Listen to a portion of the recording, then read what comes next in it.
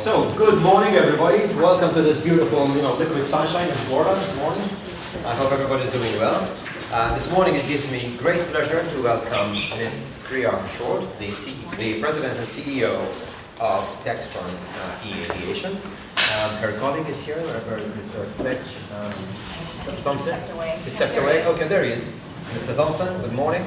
And without further ado, the floor is yours. All right, thank you, Cesar. It's a pleasure to be here this morning. Thank you for braving the elements and coming out. We're going to spend a little bit of time this morning really just having a discussion. So I think, it's a dynamic time in aerospace, which is a 100-year-old industry. This is going to be interactive, right? So, and at least at the start and hopefully at the end. But I'm curious, I'd like to hear from you, in your lifetime, what do you think some of the biggest disruptors have been that you've seen?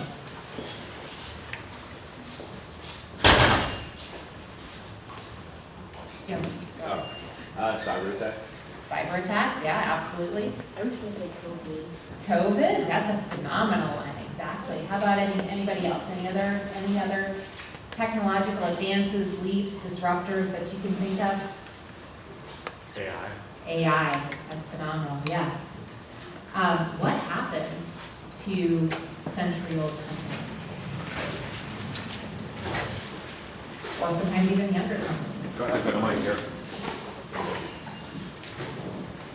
They look behind if they're not keeping themselves moving. Absolutely. Let's just put two out there, just for grids.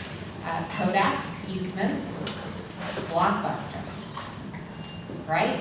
Significantly different, kind of timelines, experience, legacy, and yet both interrupted by disruption that perhaps they didn't keep up with kind of the trends out there. Yeah. So. I've been in traditional aerospace for 27 years. I've been in what I consider emerging technologies for 2 years. And today we just want to foster that conversation around kind of, you all are here as part of, and hopefully the aerospace ecosystem and industry in some form or fashion. So how many of you out here are pilots, maintainers, support functions for aerospace in some form or fashion, HR, sales, finance, supply chain. Okay, all right. So let's go ahead and get started. So really, kind of the trends in aerospace, right? I mean, for those of you who are learning to fly, you're learning to fly in a Cessna 172. Thank you for that. That's part of our enterprise sister company. But there's quite a bit of evolving technology that is impacting, and we hope will positively impact aerospace over the next decades. Also, to the comment of AI, digital transformation has the opportunity to both impact efficiency and safety. Cyber attacks are real. As a publicly traded company, we have a really secure IT policy. And autonomy, what anybody think about what drives autonomy? Anybody hear about fly-by-wire? Give us a quick definition of what fly-by-wire is. Pretty much a system that takes the pilot's inputs and then runs through a computer. And it's a system that takes the pilot's inputs and then runs through a computer to then get the desired, changes in the aircraft controls. Absolutely. So it's instead of a 172 uses cables. So when you mash your foot on the rudder, you have a cable that's kind of moving that rudder, or when you move the yoke or pull on it, these are all cable inputs, right? And fly-by-wire is causing that same effect to the flight controls, but it's doing it through a combination of both hardware and software. So there's no actual connection. And so that is something that is already used in commercial aerospace. It's used in parts by business aircraft, but it's something that is coming, and particularly in the products that we are looking to bring to market are going to be requirements. So just a little bit of familiarity. How many of you are familiar with TEXTRON? Fabulous, lots of you. So TEXTRON is a publicly traded company, which is comprised of a number of business segments. It's, inarguably in the aerospace sector, with our sister company, TEXTRON Aviation, the home to Cessna, Beechcraft, and Hawker, Bell Helicopter, which manufactures rotorcraft both for commercial and military operations. We have a business segment called TEXTRON Systems, which is an amalgamation of many businesses, but that largely support the USG and other global friendly armed forces. And they actually have an air segment. They do employ one of their subsidiaries does flight training for kind of using fighter jets to assist our militaries with contract operation. And then of course we have an unmanned system through the Aerosonde and what has been competed with the Army as the Future Tactical Unmanned Aircraft System, which is evolving presently, but certainly has a legacy in that type of environment. We have an industrial segment that is focused on automotive and golf cars and other types of specialty vehicles that support the aviation industry. Tug, people familiar with the brand Tug, Douglas and Safe Aero, which are both big de-icing vehicles that are used in commercial operations. And then last but not least, we have a captive finance segment. In 2022, TEXTRON had been spending time looking at kind of this emerging technology space and determining whether or not it would be something that would enable the business segments of Bell or TEXTRON Aviation, or ultimately, as a publicly traded company, it determined that setting up a segment really focused on research and development would be how we wanted to be transparent to the investment community about how we were using our R&D in these spaces. And it was, so TEXTRON eAviation was born out of that. A couple of things about TEXTRON eAviation. It assumed responsibility for what Bell had been working on as the Nexus eVTOL. How many of you are familiar with the AAM market or the concept of eVTOLs? Okay, a few of you. So just for clarity, an eVTOL is an electric vertical takeoff and landing vehicle. And so it comprises using kind of rotorcraft technology where something is going to take off like a helicopter does, but then it's going to transition to a wing-borne flight to give you that range and duration.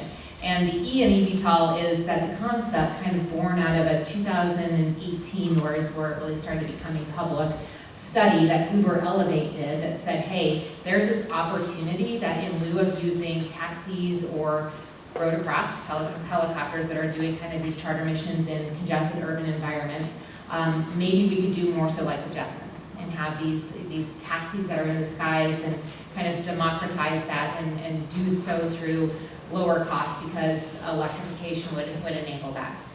And so Bell was studying that. And when eAviation was formed, we assumed responsibility for that program. And the other cornerstone of our founding was the acquisition of a company in Europe called Pipistrel. Anybody ever heard of Pipistrel? I hope all of you flight students out there raise your hand. So Pipistrel is a 30-year-old company that was founded by a super passionate guy who is a serial entrepreneur and a passionate aviator. And it was formed in Slovenia. Slovenia is part of the former Yugoslavia. And so this gentleman, when he was young, would go out and fly ultralight aircraft, even though it wasn't particularly legal to do so in Slovenia.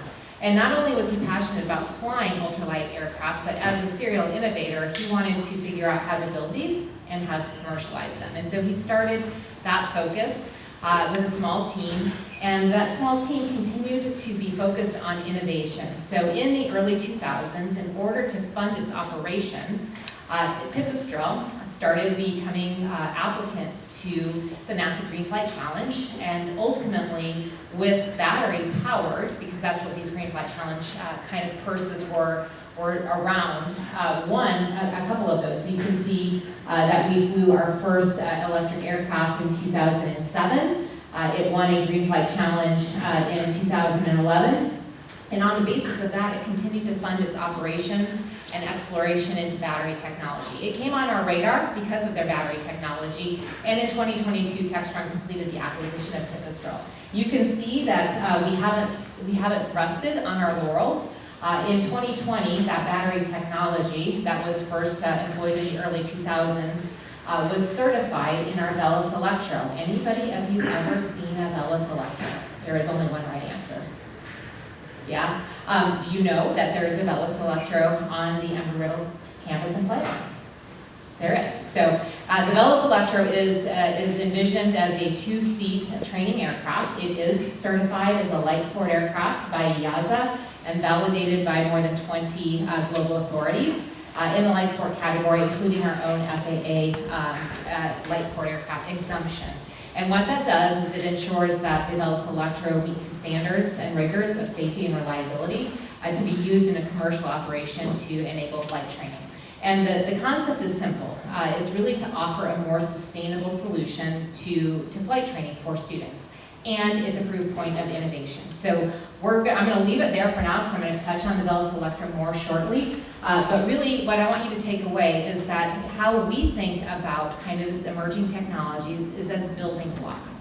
Using them in real world applications and ultimately stacking them as they mature into what we think will transform kind of the aspect of what a sustainable solution in aerospace can look like. A couple of other things to point out on this chart. So we have also been involved in European grants. Pipistrel is widely respected by the EU Clean Air Consortium and is invited frequently to either conduct grant studies and or to participate with other industry players in these grants that will further kind of these new and clean technologies. So of interest here is you'll see that we flew the first hydrogen aircraft in 2016. What you see up there is our airframe was used. So others were participants in this as well, but ultimately we have a unique airframe that we have been using from an electrification proof of concept that we were able to convert into hydrogen flight. And then in 2023, we had the world's first liquid hydrogen cell flight. So not only are we focused on battery technology, but we're looking at more enabling technologies. And then last but not least, in 2024, we completed an acquisition of a small company in Germany, which rounds out what TEXTRON eAviation is. And they're focused fully on the fly-by-wire capabilities. And so we'll talk about how they play into our long-term strategy. So the technology focus that we have really stems on hybrid electric. We'll talk about, so I mentioned that Nexus platform. The reality is that what was envisioned in 2018 and founded in 2022 with TEXTRON eAviation was born out of full electric flight on a vehicle that would maybe weigh 8,000 pounds. Now, let's take a little path of divergence here for a moment. Any of you drive a BEV? Do you know what a BEV is? It's a solely battery-powered car. So Tesla? No Tesla guys out here, gals? All right. Any of you drive hybrids? No. One. All right. Awesome. So we have an automotive company, right? Kautex. And Kautex's legacy was in building blow-molded tanks to support conventionally powered cars, gasoline or diesel-powered cars. In fact, I had a diesel for a while, and it had a Kautex mold in it because it held that blue tube. If you've ever seen on a Mercedes where it says blue tech, that was the tank that the blue tech fluid went into. It was kind of scrubs and keeps the motor clean for diesel consumption. It had to evolve itself as kind of the automotive industry was shifting. Why don't you guys drive battery-powered cars? Too expensive, okay, that's fair, super. Anybody else? Range anxiety, right? So every quarter when I gather with my peers, I get to see what the automotive industry is doing. And my peer who runs our automotive segment brings up a chart of global operations, and it's looking at the total new vehicle output. It looks at it from a battery, solely battery-powered, so the BEV space, the hybrid space, and the conventionally tanked, kind of space. In totality, the automotive industry is not growing. What's happening is share is being traded across those three types of vehicles. We also look at it not only from the kind of the type of vehicle, but then the region in which the share is trading, right? And what's happening is that share is trading in those areas between battery powered and hybrid powered. And depending on the region that the consumer is in, there is growth in battery-powered space, particularly in China, particularly in Europe. Any guesses as to why that might be? Way in the back.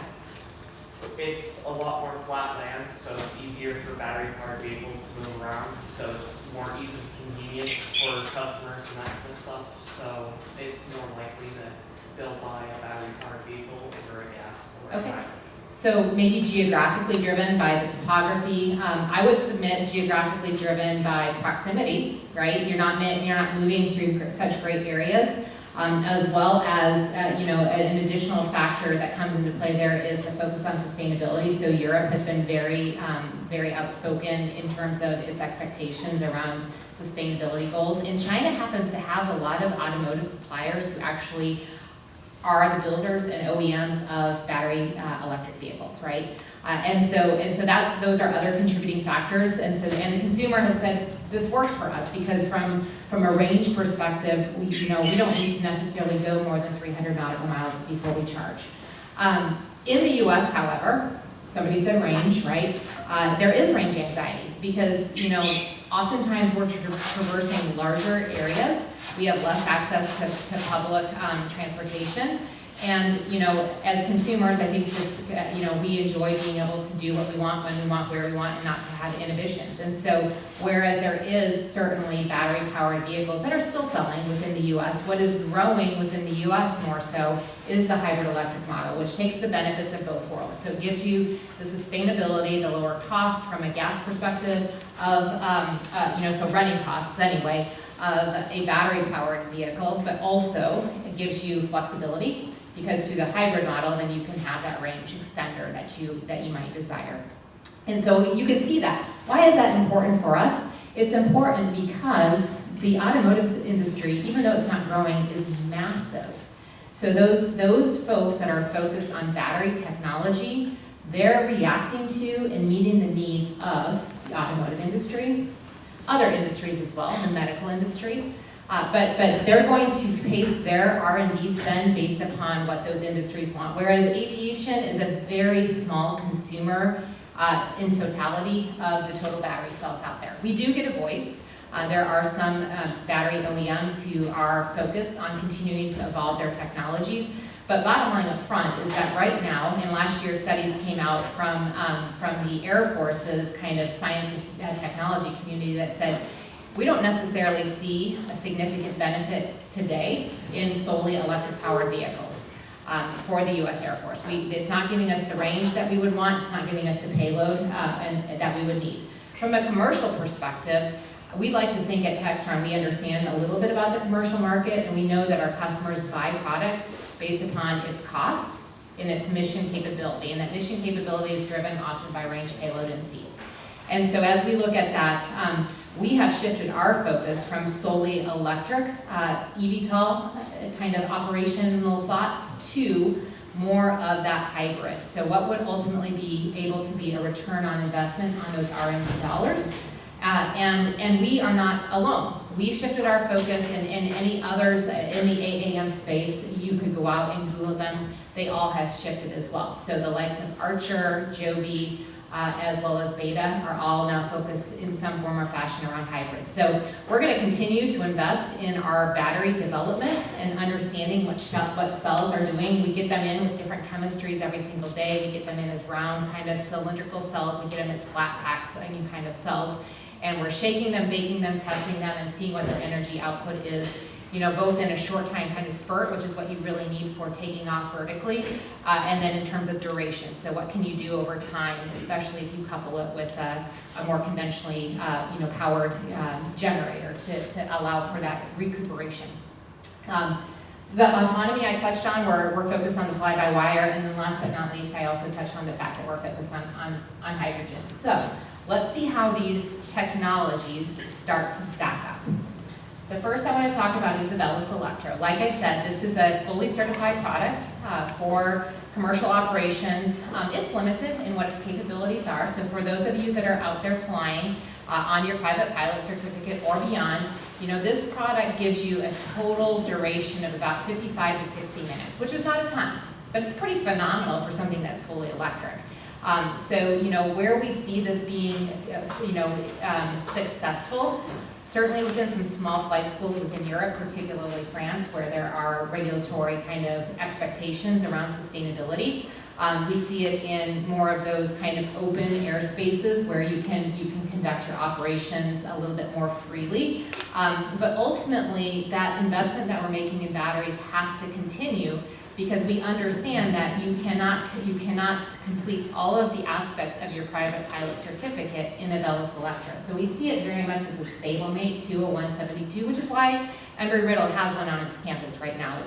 You all are giving us that feedback. And one of the biggest pieces of feedback that we've gotten is that Daytona Beach is really hard for operating a Velis Electra because you have a lot of wait time. And while you can, of course, meter your usage, you know, you've got to use power to taxi, you pull back when you're waiting, but all of that is consuming energy on the ground, so that ultimately when you get into the air, it may or may not give you any sort of duration to conduct a meaningful flight. More importantly as well, it's a pretty commercialized airport, and so, you know, there are, of course, educations ongoing with airports and ground operations on airports to give them confidence around what electric aviation means, and if you were to have some sort of incident, is it prepared to respond to? So those are super good pieces of feedback for us to get, because it allows us to continue to focus our R&D where it needs to be. And the good news is that we can really see the Velis Electro battery progressing. So we're in process right now to be able to get that duration up to a total of an hour and a half, which does become meaningful. An hour is meaningful if you're in, you know, kind of uncontrolled airspace where you can absolutely do, you know, people will say, well, what am I going to do with it? You can go out and when you're practicing your touch and goes, you can get several touch and goes in. And so, you know, probably about 45 minutes worth. Or you can go out and do air work. You can't really do both. Obviously, that hour doesn't allow for a ton. And any of you CFIs out there? Not yet. So for a flight school, our value proposition would be, obviously maintaining uptime on that product is super important, right? And so you want to be able to fly it and then recharge it and have that charge time be about an hour, so that the CFI can debrief with its student that just completed the flight, brief the next student, and the aircraft is ready to go.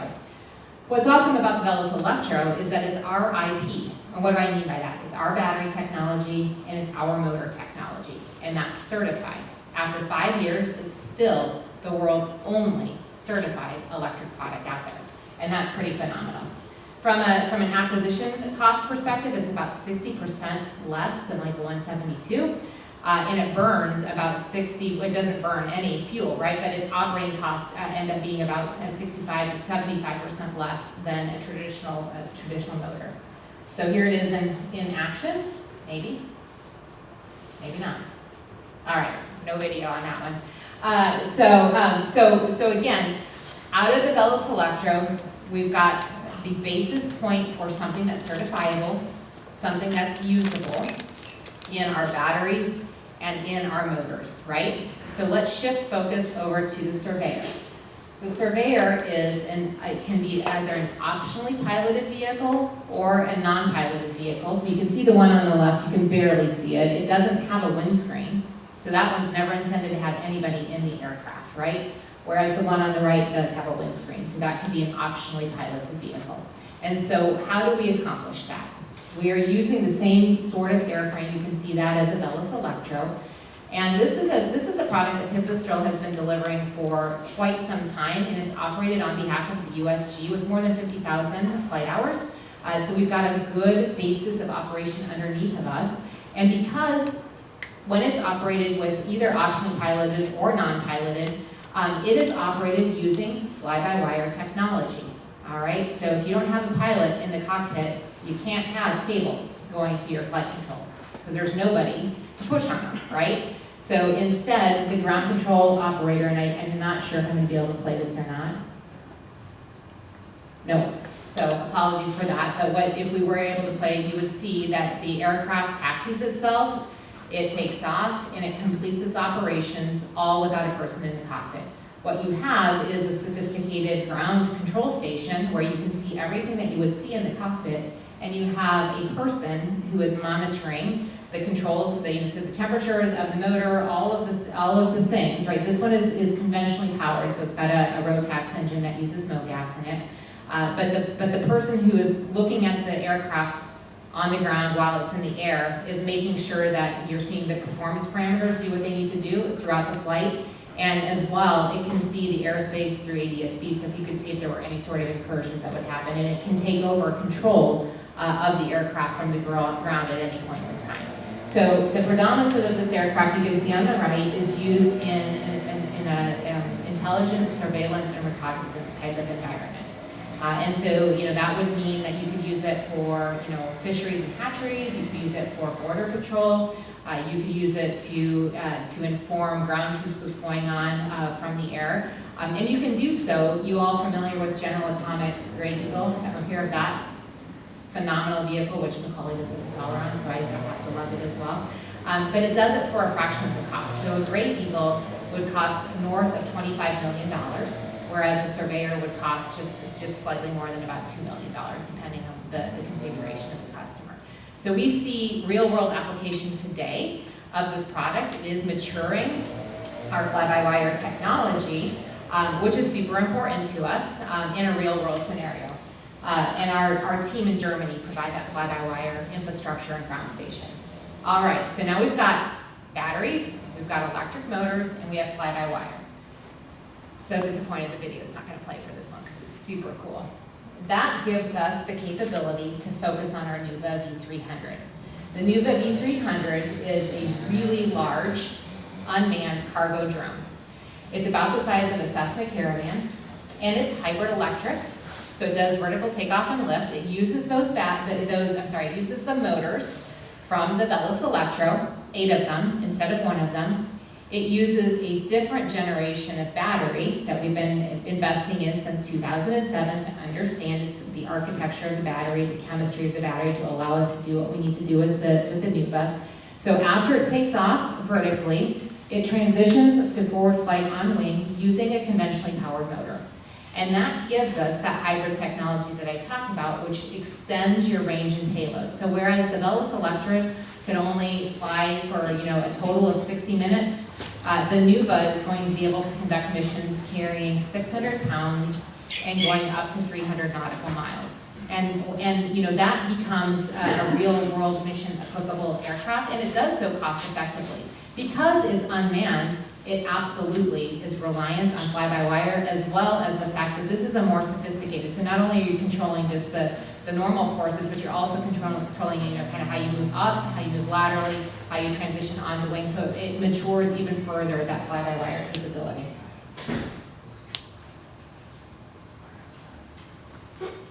So here you see kind of just the size comparisons. And again, this is a fully automated vehicle and it's super cost effective. What's most important for us here is that it takes 2 people to operate, right? And so again, you've got a ground station, but everything is automated. The vehicle is moving waypoint to waypoint on its own. And really the person who's monitoring it on the ground, and I say person, not pilot, because it's not going to necessarily need to be a pilot, it would simply, instead of taking over the controls like you do on the Surveyor, would only put in a different waypoint, and the vehicle would redirect itself, leveraging that fly-by-wire capability.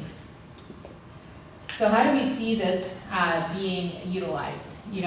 For us, we're looking at it as, transformational employment and stacking of emerging technologies. So a Nuva V300, we think it's important to focus on the cargo space first. One, because anybody out here, think about how aerospace actually got its start. What really started to get the public comfortable with airplanes? Moving mail, exactly. So this is kind of similar but different. We're going to move cargo, right? And movement of cargo can happen in multiples of ways. There are a lot of factors that will kind of pace how a Nuva V300-like vehicle would come to market. There are still infrastructure challenges, there are still regulatory hurdles, and there's still technology opportunities. So if you think through it, the lowest bar of gaining market acceptance tends to be in either a USG application, and that would be a military application where they can deviate from the standards. They're not going to deviate from safety, so we're still going to have to demonstrate reliability, robustness, and from an operational perspective. But they're not operating in in the regular airspace, right? They're doing something unique. The other area where we have the opportunity to continue to put this vehicle into operation at scale before maybe incorporating into commercial would be in special missions types of applications. So think about being able to deliver supplies, right? Food and water to a famine-struck area in Africa. Moving goods from maybe a coast to an island. Or in our own situation, if you think about the hurricane season last year and the impact to Asheville, North Carolina, where there was a lot of efforting done to clear airspace to secure operators who could helicopter in goods and services or fly in conventional aircraft goods and services. A Nuva V300 would be able to take off and basically land anywhere because it can land on both unimproved and improved surfaces. And it doesn't have wheels, it has gimbaled legs, so those legs allow it to land on something that isn't necessarily flat. So, whereas a rotorcraft typically needs to land on something pretty flat. We think that helps us get public buy-in. And ultimately, as the regulatory environment becomes more clear and we integrate into the national airspace, there's a pathway for this to be a vehicle that a FedEx or a UPS could use to extend its feeder network. And to do so more cost effectively, because today they're using ground crews to load an aircraft and they're using, single or dual pilot operations. So you want to reduce their cost, and you absolutely are impacting their fixed costs and their operating costs by the acquisition point and running costs of a product like this. So we think, innovation is important. We think it does, as we said, you have to be thinking about it, even if it's not a today thing, even if it's not fully mature. You have to continue that investment profile, because doing so gives you your best chance of ensuring you maintain your relevancy, right?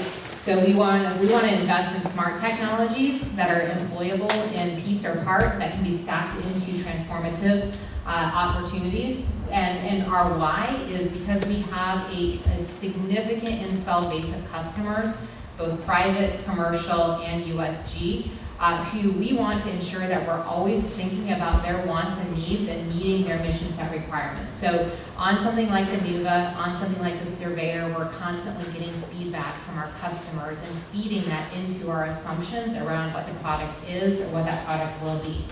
As well as being somebody who does have a 100-year legacy in aerospace, right? Cessna has just celebrated its 100th anniversary. Bell as well is coming up on that as well.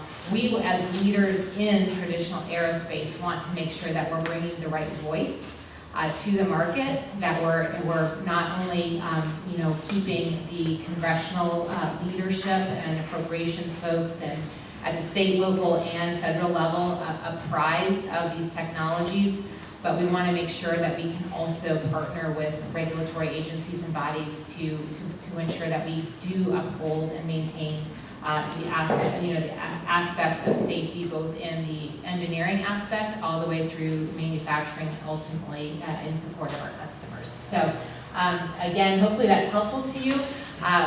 We have plenty of time for questions, and I look forward to taking any questions you might have.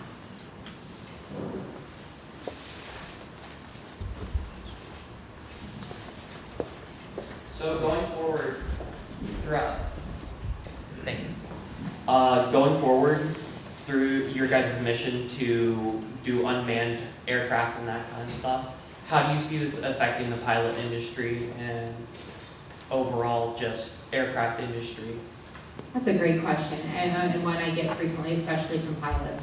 I think I would say it this way: we're not looking to replace the human in the cockpit. All of our operations have a human in the loop, right? If they're in the aircraft, you could be in a Surveyor as a pilot observing and not necessarily controlling, right? So that's how we do some of our testing. And of course, the Nuva is really envisioned around kind of cargo, so you don't have souls on board. I think personally, this is my own personal belief, we're quite some time away from public perception being comfortable getting into an aircraft that wouldn't have a pilot on board.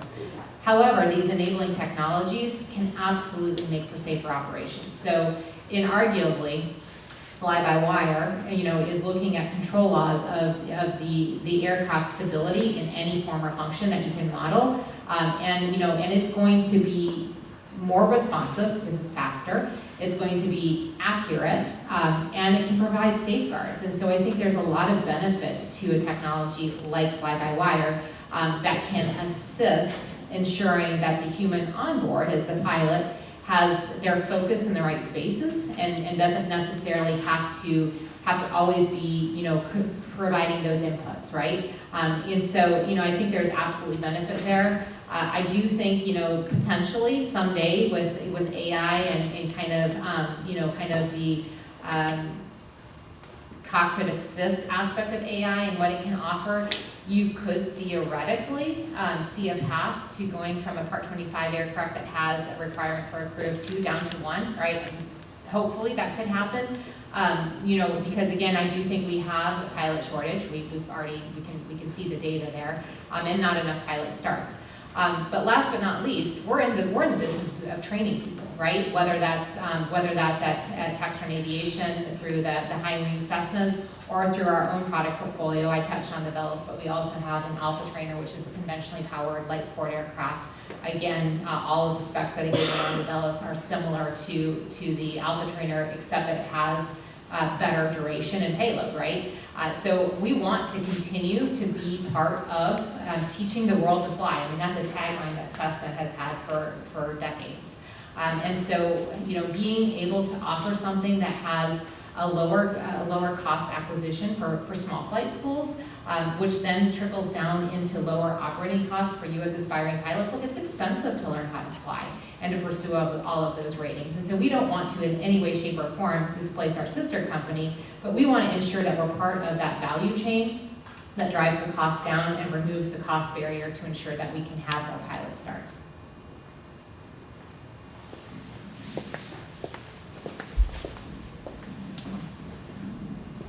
Good morning. So I know a lot of times with like electric vehicles or even electric planes, a lot of now we're seeing like old Model S's, like Teslas, need battery replacements from battery degradation stuff, and it costs like $20,000, $30,000, $40,000.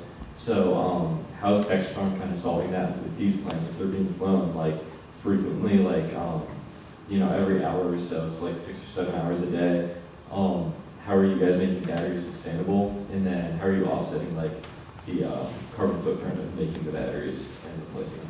Phenomenal question, thank you. So yeah, we would look at that, right? And I think it's truth in advertising, it's an integrity. We just came from a segment on ethics, and so what we can't do is we can't misrepresent, right? There is a cost. There, just like on a conventional motor, you're gonna have overhaul costs. In your operating cost model, you have to build in that battery replacement cost, because that's what's going to be the biggest cost versus doing a hot section or an overhaul on a turbine engine. And we then understand that, right? Because again, the consumer gets to vote with their wallet and whether or not they make the acquisition. So we're motivated to make sure that replacement battery cost doesn't blow the entire value proposition. And how are we doing that? The bar is very high, right? So, when we bring our aircraft in for a battery replacement, there's still significant life left in those batteries. And so we are able to monitor on every single flight and over the life of the battery, the state of health of the battery. So one thing we want to do is we want to make sure that we're not causing those replacements to happen prematurely out of fear or out of lack of data, right? So, any new product coming in might have, an overhaul set at X, but most OEMs are going to work to move it to X plus over the life of the product as it gets, additional information on it. So that's one way to make sure that we're keeping that cost down, but ultimately the battery will have to be replaced. So we're working through what is called an overhaul and an exchange program, right? So again, when a battery comes in, are all cells required to be changed, or are only some cells required to be changed? And that's very common across aerospace, so it happens on brakes, it happens on starter generators, it happens on propellers. I mean, all these things, right? You can extend the life of the thing by being able to repair it and demonstrate compliance to the standards as well as safety and life. So we're looking at all of those so that we can make sure that you're not buying a brand new battery every single time. The third opportunity, which we are beginning to explore but don't yet have solved for, is when those battery cells come in and they do have additional life left in them, can we create downstream value, which is important not only from a cost perspective, but from a sustainability perspective, to your point, to make sure that we're maximizing the life of each of those cells and getting the life out of them. So there's are other industries that aren't as prescriptive as ours that would let those cells be used and would have significant life left in them. That lets us be more sustainable. It also lets us ensure that, again, we can pass that benefit on to our customers by keeping those overhaul costs as low as possible. And the last thing I'll say is, we touched on this in ethics, is, we don't do business with just anybody who's doing battery cells. There's a lot of people out there who make a lot of claims around cells, but our supply chain practices and expectations and how we hold our suppliers to standards, in many regards, dictates which cells we can and can't use, so that they're coming out of the ground ethically, and they have, we have that ability to look through that value chain.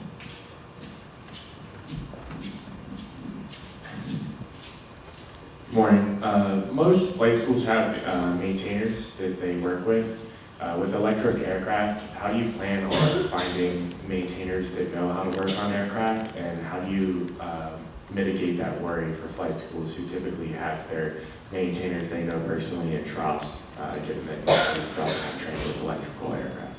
It's a big question, and probably one of the biggest differences, right? There are probably two things that stand out around the bells. One, your takeoff and landing weights are the same.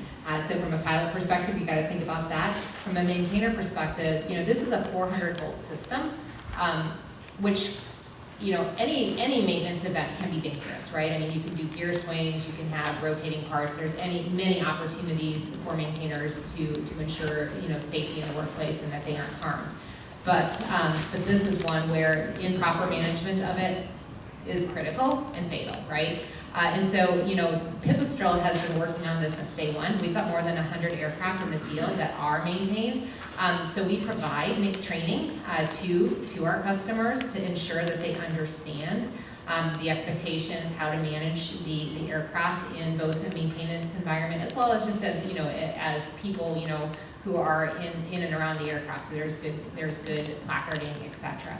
And then as you go further into it, like a NUVA, right? So we'll work our way up to an 800-volt system on that. It's a 400-volt today, which only brings the bar of concern higher. And there we've actually partnered with the automotive industry to understand kind of what have been their safety practices, so that we can be prepared, and as those products come to market, we can have standards that will ensure that we are training our customers and providing them with the safest operations possible.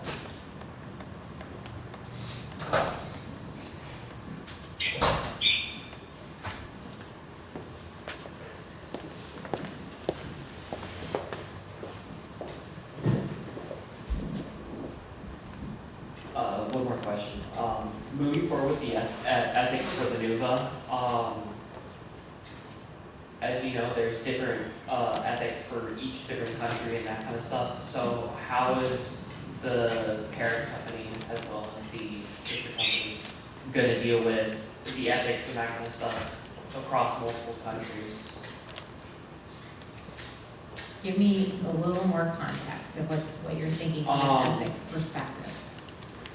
So an example being there's safety standards and that kind of stuff are different in Europe compared to America, whereas in South America it can be completely different to North America. Perfect. Thank you for that clarification. That's real, right? Because we're all stepping into a space that hasn't yet existed. So we have an obligation as the OEM to meet the standards of the regulatory agency. So in Europe, it's already pretty well set. So there is they have what they call the JARA's SORA and SAIL methodology. So it's basically a safety operation of both the vehicle, the types of airspaces that you can be in, and what ultimately the operator will be able to do. And the SAIL is a specific assurance integrity level, right? And it goes from 1 to 6. We're at a sale level 2 right now, which says that, you know, you can operate basically over unpopulated airspace. Now, we've hovered this vehicle. We haven't moved it to wing-borne flight yet. So we hover it at our production facility in Gorizia, Italy, and we work with both with the local authorities as well as with the Italian Civil Aviation Authority. And we get permission, so we have times that are prescriptive of when we're allowed to operate the NUVA to ensure that, again, that provides safety and confidence for everybody. We have to mature our technologies, and each bar of that sale has a different requirement. When you get all the way up to sale 6, well, the next step for us would be sale 4. Sale 4 says that you can operate over sparsely populated airways and airspace, and that would let us do kind of missions that would maybe be from a coastline out to an island, from a coastline maybe out to an oil rig, or over some kind of rural space, right, within Europe. So there are open spaces within Europe that maybe you can take goods and supplies from a metropolitan area to something that is more remote. That's the EASA side. The FAA side, it kind of falls into 2 areas. The FAA just released its notice of proposed rulemaking for BD law, so beyond visual line of sight, which is really for Part 108, which are actually for things that are much smaller than the NUVA. And then they released last year the SFAR, which is the special FAR for eVTOLs, which arguably we can be as well. And so we're understanding what that operation looks like, but you know, we envision bringing the NUVA to the US for its next phase of testing, which would involve wing-borne flight. And so we're working with the FAA to get an X ticket, experimental ticket, to be able to do so, right? And we have to demonstrate certain levels of capability to be able to have that, and we'll have operational restrictions. As an industry, right, ourselves, the Betas of the world, the Archers, the Jobies, are all members of GAMA, the General Aviation Manufacturers Association, and many of us are members of National Business Aviation Association's AAM Roundtable. And so industry, right, so competition is healthy because it keeps you sharper. There are also times when industry needs to bond together to make sure that good, sound decisions are being made. And those advocacy agencies provide that for us, and then collectively we work with the FAA, with the DOT, with the Hill to make sure that we're compliant to those. Most other governing agencies globally will look to both the FAA or EASA. Taking it a step further, at the Paris Air Show this year, there was a memorandum of understanding signed between 5 countries, the US, Canada, New Zealand, I think Brazil, and I can't remember the 5th. It wasn't EASA. To say we're going to align our methodology to ensure that, you know, there is commonality, which then gives, you know, the governing agencies that don't necessarily have OEMs. So, you know, to your point, some, you know, maybe somewhere in South America or in Africa, and that they will be able to accept the validations of these other regulatory bodies. Great question. Anything to add to that, Flectch?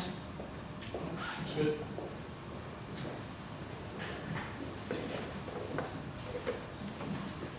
Good morning. My name is Flectch. I just have a quick question. What are some of the safeguards that TEXTRON is managing regarding potential cyber threats or something to the whole system, possibly in the future, or what are some of the insurance policies that you guys have created or are currently working on? Yeah, so when it comes to, you know, IT, cybersecurity, the risk is real, and the threats have become amplified over, you know, over the recent past. You can just go out and read the headlines of any sort of industry, whether it's a hospital, whether it's, you know, a software provider, and it's happened in aerospace, where bad actors will come in and, you know, hold ransom systems, right? So we take it really seriously. So IT, as an enterprise function, reports directly into the CEO of TEXTRON. And, you know, and that group of professionals who, just like Nick mentioned, well, if you were here in the ethics, are like my CFO reports into the controller of the company.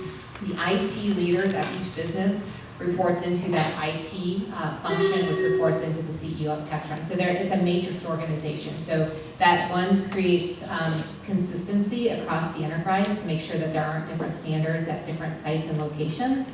And it lets us really ensure that, anytime there's, a perceived risk or other, it can be quickly assessed and disseminated across the enterprise. So we have very high bar of security standards and protocols that are always being evaluated and looked at, and as well as rigor around that. And that gets reported out to the TEXTRON board on a quarterly basis through an audit process. So, and they're very interested in it. So I'm quite pleased to say, to the best of my knowledge, we haven't had any breaches that I can think of that have put us at external risk, right? And there, and then you see when you bring in AI, it comes to even a step beyond that, because now you're not only looking to ensure that you're not you're protected against bad actors, but you're also making sure that you're keeping private information that you want to keep private. So as a technology company, whether it's the emerging technologies we have or the secret sauce at Aviation or Bell or anywhere else, and then you throw on top of that and layer on top the USG aspects of things that we do, we need to make sure everything is secure, right? And so we have protocols and opportunities in there to make sure that USG stuff doesn't bleed into the commercial stuff, et cetera. And when it comes to AI, we are a customer of Microsoft, and so we partnered with them very early on their platform. So we use Microsoft 365 Copilot, and we have processes and protocols that are established around the use of AI and governed by IT in conjunction with legal that are well communicated throughout the enterprise, as well as we have the ability to use AI because we think there's a lot of importance there, but we're using it in a protected environment. So what Microsoft 365 gives us is the ability to leverage AI on our IP without it going out beyond our own firewalls. Whereas ChatGPT, once you put something in, it's in the ether and gone. So, obviously it's, it is emerging, but it is a strenuous focus by the team. I love your questions.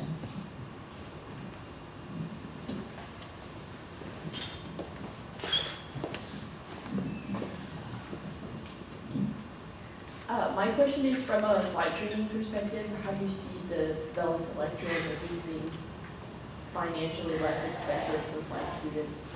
Yeah, I think it does, and we've demonstrated that in Europe again, where I think it's a heavy lift in the U.S. One, when I ask who all knows Pipistrel, very few of you raised your hand.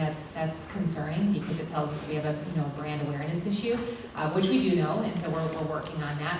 But two, we're really working against a change curve, right? And humans have experiential evidence that they rely on. It's personal or fact-based, and you have to, any product that you're out there selling, you have to be able to demonstrate the value proposition. So for us, the way we look at the Velis Electra today is very much as a stablemate to other training aircraft. And we have to be sensitive to where that makes sense and what markets it makes sense in. So where we see opportunity is, certainly we've had some opportunity like out in Southern California, Santa Monica. I don't know if you all know this, but like the community does not like the Santa Monica airport and is seeking regularly to shut it down. We all as users would say it's important to have Santa Monica as an airport. So they're flying the Velis Electra because in addition to its acquisition cost and its running costs, it happens to be really quiet. So what communities don't like about airports, they love the economic benefit it brings them, and they don't like the noise over their houses constantly in a flight training environment or early morning and late at night. And so, we then would say to a flight school in Santa Monica that this removes that barrier. It allows them to be a good community partner. We also acknowledge the limitations, right? So again, we're not going to go out there and try and tell you that this is going to supplant your existing fleet. And we understand as well that when you introduce a second type into a fleet, that drives a change curve. You've got to get buy-in by your CFIs, you have to have buy-in by your investors, et cetera. And we feel very compelled to continue to advance this technology so that the value proposition we're able to afford maximizes the value, which is why we're so focused on continuing to get that battery duration to a higher level. Probably not going to be a great product in Houston where, gas is cheap and, you know, space is big, right? So we have to be honest about those things.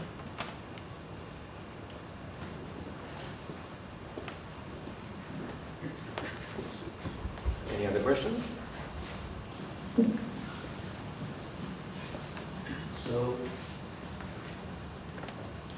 I kind of wonder, like, if you had some problems getting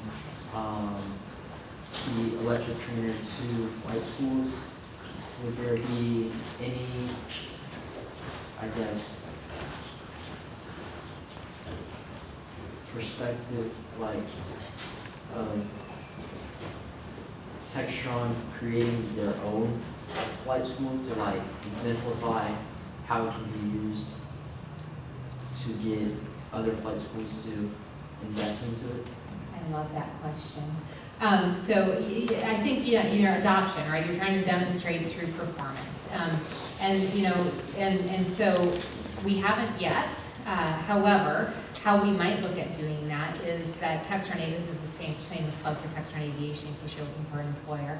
TEXTRON Aviation has a phenomenal flying club, all right? And so that is a 503c, but it's a benefit to the employees, and they get to operate brand new 172s and 182s for a ridiculously low cost wet, and then they have tons of instructors that also are very reasonable. And so, you know, we have a lot of people across the company who do fly. And so, you know, I think where our opportunity would be is, you know, because again, we have to think about, you know, return on investment to our investors who tend to be pretty short cycled. They like to see every quarter over quarter performance and year over year performance. So, you know, holding on to that capital and trying to do something, we probably should look at it. It's a great thought. We haven't yet. But we would look at potentially putting product into the flying club where you could get real world feedback. You would also be able to do it in a controlled environment that we know well, to ensure that we could continue to get voice of customer feedback and market adoption. We also do some other things, right? We might elect to, you might have seen where like TEXTRON Aviation has what it calls its Top Hawk program, where it provides to a flight school for a period of time, a 172 to operate, and then it has the opportunity to buy it. We do that.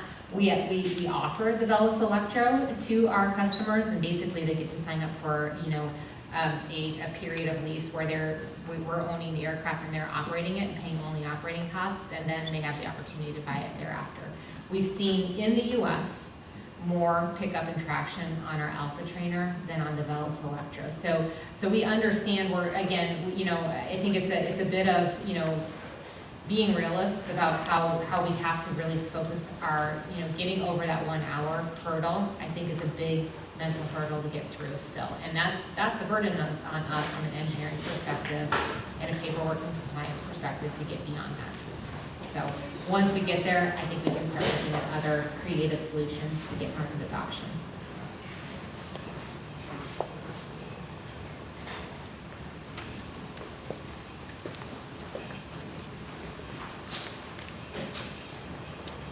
So when you're self-flying aircraft, I assume you're using like some kind of GPS to navigate them. How would you get around people that are GPS spoofing and like sending fake locations to your aircraft so that they get to like different locations than you assign? Yeah, you're talking about kind of EMS type of operation. So we do, you know, everything for us is done, you know, on the NUVA. Looking at that, the NUVA and Surveyor both, it contemplates that. So our engineers spend quite a bit of time making sure that we've got riggers. I'm not going to talk about them because I don't want to release IP, but, you know, understanding that that is a reality, you know, from bad actors, and, you know, and we have to be able to have durable systems and ways against that. And again, part of the, you know, the other aspect is that you have a human in the loop, so you have to always be able to, again, you can't just trust the computer yet. So not only does the software and hardware contemplate that, but then also the added layer of the human in the loop. One thing I will say I'm super proud of our team from a BV loss perspective is that I was in Slovenia, I guess 2 weeks ago Friday, and the Nuvo was flying. And so we had our team in our telemetry room in Italy who were actually monitoring the flight of the vehicle that was right outside of their window. And we had a team of engineers in Wichita, Kansas, in our telemetry trailer who were monitoring in real time the flight. They weren't doing any sort of controls because it was the first time we had ever done that or demonstrated it, but ultimately, over time, we will be able to. So true BB loss is not even, in the same people in the same room, doing different things, but you could have a NUVA in Europe operated by a team in Wichita, which I think is pretty phenomenal.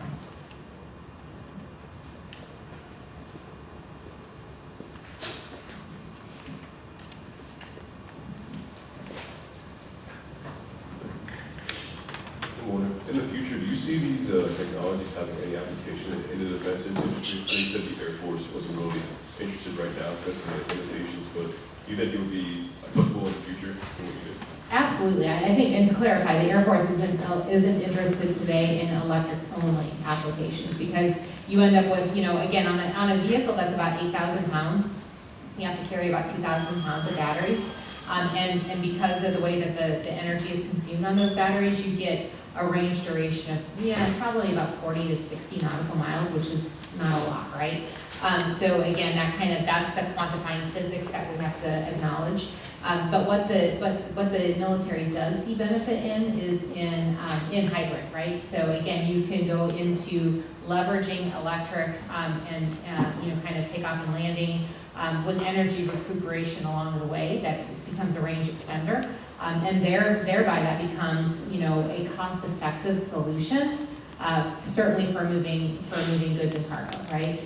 And that's really kind of how you think about it. The Marines have an active kind of request for information out there on a large cargo drone. They did have an active out there for kind of a medium-sized cargo drone. And generally the forces are kind of aligning around kind of a common structure. And really what it's intended to do is, from an Indo-PACOM perspective, you have to have that range and duration to be able to traverse areas or move from a ship to an island or an island to a mainland. And in a contested logistics environment where, again, you may not want to put souls on board, but you still need to get goods forward placed somewhere. And so again, if you can move a NUVA, we've done it for years. You could have an Apache or Chinook or whatever that's positioning goods out to a troop, but that's people, right? And so rather if you're in something that's a hot zone, if you could do that without souls on board and have a meaningful amount of goods delivered, that's phenomenal and life-saving for our warfighters.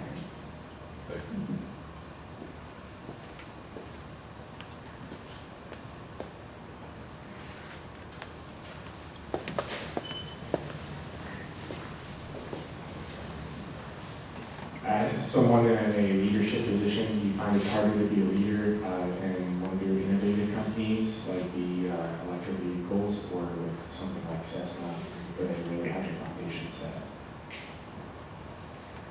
That's an interesting question. I've never received that before. Let me think for a minute.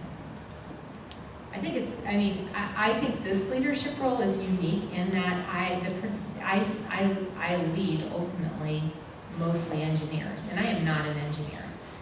And so, but what that does is I'm a type A personality, and so I'm biased to want to know, and I'm a natural learner, so it gives me two opportunities. One, it gives me the opportunity to continue to learn, and I love that.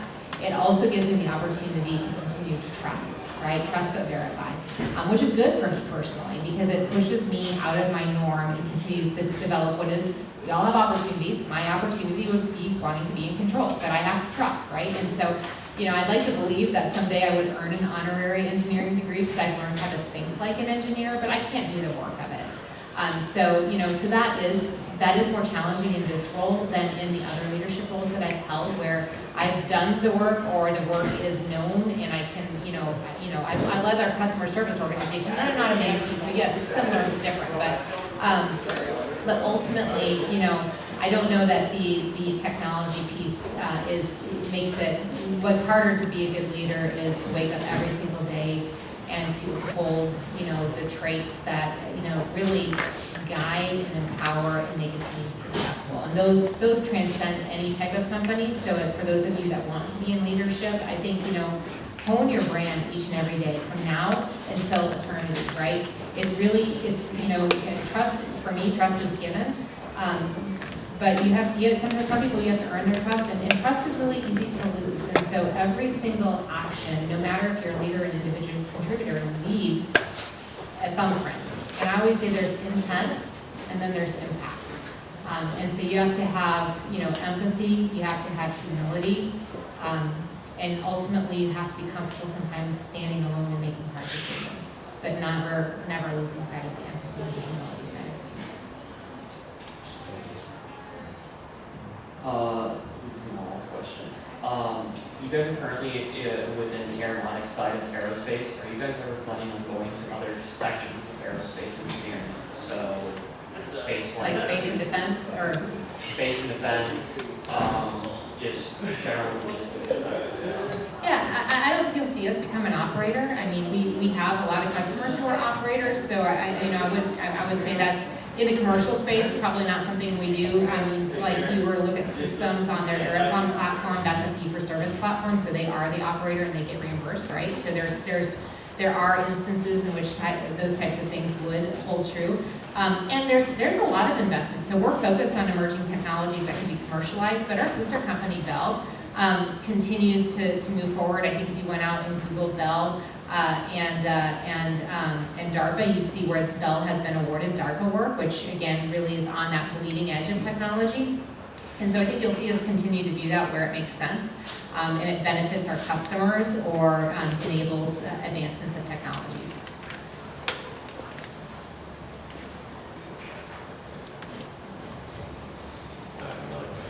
Oh, sorry. So with your fly-by-wire systems, I know you went into the launch and generally so in the event of total power loss, how do you control your fleet? Total power loss, how do you control your fleet? That's a great question. And one I'm sure we have to solve for. I would look at it from the standpoint of really, to be, and this isn't to say that we're not accountable and responsible to supporting, but we kind of have a dividing line, right? So our focus is on the hardware and the software and the system itself, and being able to be integrated into a platform that exists. That burden of proof sits on the airframer side, who is the one who's ultimately certifying and demonstrating system redundancy, etc. So there's a couple of ways that it can be done though, because like if you were to think about like our CJ4 as just an example theoretically, it uses AC and DC power. And so again, you're many levels deep before you would ultimately theoretically ever have a total power loss. So again, those are the kind of the bars of expectation, even just in conventional aircraft that exist, and they'll only be heightened. And I think it's a real concern, right? Because again, while it's used on commercial aircraft, it hasn't been fully employed totally on a business and general aviation aircraft or on a helicopter yet. But the good news is that I would say there's probably more partnership now, at least on emerging technology side from the FAA. So just in July, they signed Mosaic, which is really kind of doing away with the light sport category and going to a Part 22 methodology, which is more of a means of compliance methodology. And in that Part 22, there's contemplation for fly-by-wire, even in light aircraft. So the FAA hasn't yet said what those barriers or burdens will be, whereas we do understand them from a Part 23, 25, or rotorcraft 27, right? So, and we have to meet those. The OEM has to do that. We have to make sure our system is compliant to their needs.